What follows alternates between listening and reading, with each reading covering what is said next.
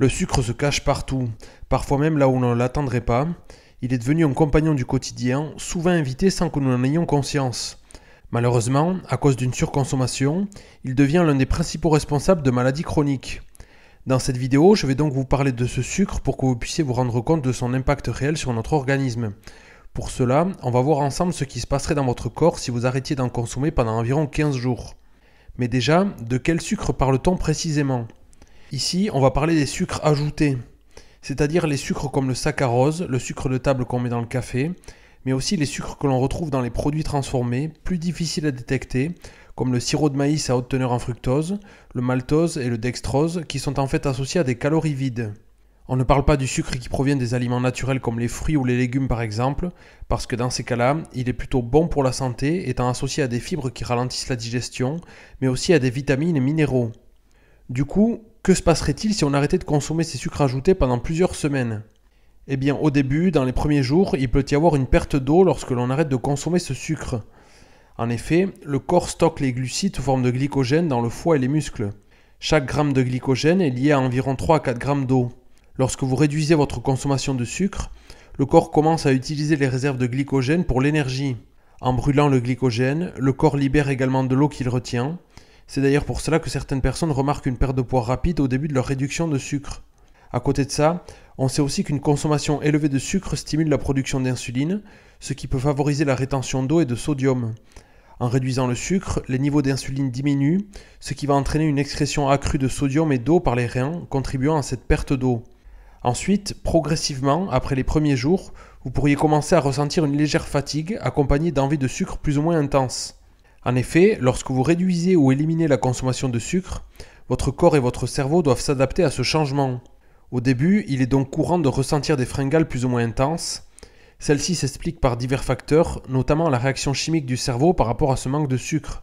En fait, le sucre active les voies de récompense dans le cerveau en libérant des neurotransmetteurs comme la dopamine, qui procurent une sensation de plaisir et de satisfaction. Cette activation fréquente des voies de la récompense peut entraîner une certaine dépendance, car le cerveau apprend à associer la consommation de sucre avec des sensations agréables. Et ainsi, lorsque vous arrêtez de consommer du sucre, le cerveau réclame cette sensation de plaisir, ce qui se manifeste par des envies intenses de sucre. Au début du processus, généralement pendant les premiers jours, vous pouvez ressentir des fringales plus fortes en raison de cette privation soudaine. C'est une période où votre corps cherche à s'adapter à l'absence de sa source habituelle de dopamine. Cependant, avec le temps, généralement après quelques jours à une semaine, ces envies commencent à diminuer. Le cerveau s'adapte et la demande pour la dopamine libérée par le sucre diminue également. A noter au passage que, simultanément, pendant cette période d'adaptation, vos papilles gustatives peuvent également changer.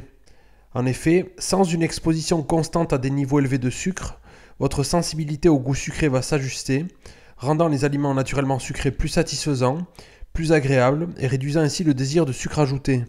Ensuite, dans les jours qui suivent, vous pouvez commencer à ressentir une amélioration de votre énergie. En fait, les niveaux d'énergie commencent à se stabiliser puisque votre corps s'adapte à une glycémie plus stable. Ce qu'il faut comprendre ici, c'est que les fluctuations rapides de la glycémie, typiques d'une alimentation riche en sucre, peuvent entraîner des montagnes russes d'énergie. Lorsque votre glycémie est élevée, vous pouvez vous sentir énergique et alerte dans un premier temps. Cependant, après la libération d'une grande quantité d'insuline, votre glycémie chute rapidement, entraînant une sensation de fatigue, de faiblesse, d'irritabilité et de confusion. En réduisant ou en éliminant le sucre de votre alimentation, vous évitez donc ces montagnes russes. Sans les pics rapides de sucre sanguin, et après quelques jours à une semaine d'adaptation, votre corps commence à fonctionner de manière plus efficace avec des niveaux de glycémie stables, ce qui se traduit par une énergie plus constante tout au long de la journée. Vous ressentez moins de coups de pompe ou moins besoin de faire des siestes, et vous pouvez mieux gérer vos activités quotidiennes sans avoir besoin de consommer fréquemment du sucre pour maintenir votre énergie. Point intéressant, certaines personnes sensibles aux fluctuations de la glycémie peuvent ressentir régulièrement des maux de tête. Sachez qu'avec une consommation réduite de sucre et une glycémie plus stable, les risques de déclenchement de ces maux de tête diminuent fortement.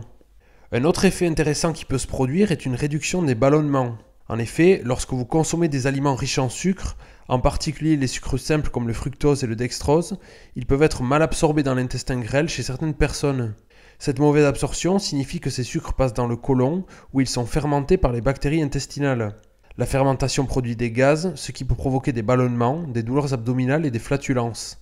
Par ailleurs, on sait aussi qu'un apport réduit en sucre peut favoriser un microbiote intestinal plus sain, avec une plus grande proportion de bactéries bénéfiques qui n'induisent pas la production de gaz en excès.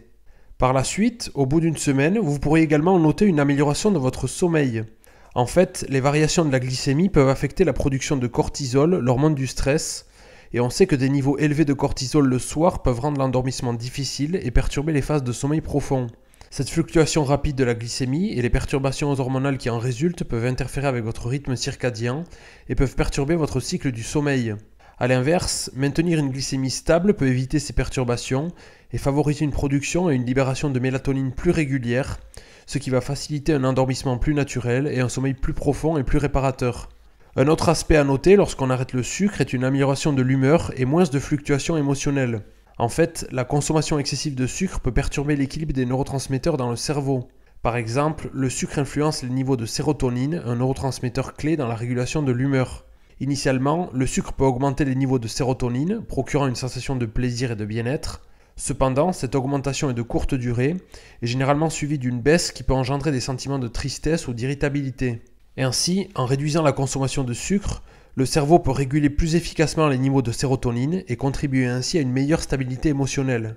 Évidemment, il est également important de noter que les aliments riches en sucre manquent souvent de nutriments essentiels nécessaires pour une bonne santé cérébrale, tels que les vitamines du groupe B, le magnésium et les acides gras comme les oméga 3. En remplaçant les aliments sucrés par des aliments plus nutritifs, vous fournissez à votre cerveau les éléments dont il a besoin pour fonctionner de manière optimale, ce qui peut également améliorer l'humeur.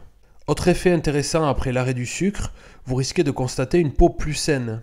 En effet, vous pourriez commencer à voir des améliorations dans la clarté et dans l'aspect de votre peau. Bien que des changements majeurs dans la peau prennent souvent du temps, vous pourriez commencer à observer une réduction des inflammations et des éruptions cutanées dans les 15 premiers jours après l'arrêt du sucre. Ce qu'il faut comprendre, c'est qu'une consommation élevée de sucre entraîne une production accrue de sébum, cette substance produite par les glandes sébacées qui est censée protéger la peau. Une production excessive de sébum peut obstruer les pores et provoquer des éruptions cutanées et l'apparition de boutons. En réduisant votre consommation de sucre, vous pouvez donc réguler la production de sébum et ainsi prévenir l'acné. Bien entendu, tous les effets listés dans cette vidéo ne sont pas les seuls que vous pourriez remarquer en arrêtant le sucre, mais cette liste vous donne une idée générale des changements possibles. À plus long terme, d'autres effets bénéfiques peuvent se produire comme par exemple une baisse de l'inflammation dans le corps. D'ailleurs, plusieurs études ont déjà démontré que le sucre crée un état inflammatoire constant dans le corps. Donc forcément, le fait de l'arrêter va baisser cette inflammation et donc potentiellement réduire les douleurs. Quand on sait que l'inflammation chronique est de plus en plus identifiée comme étant l'un des processus principaux dans le développement de maladies dégénératives et les processus de vieillissement, c'est un élément clé à ne pas négliger. J'ai justement fait une vidéo complète sur le sujet pour vous aider à comprendre cette inflammation chronique, pourquoi et comment elle s'installe dans le corps et surtout comment la faire baisser de manière naturelle. Cette vidéo apparaît juste ici, je vous laisse cliquer dessus pour en savoir plus et moi je vous retrouve très bientôt pour une prochaine vidéo.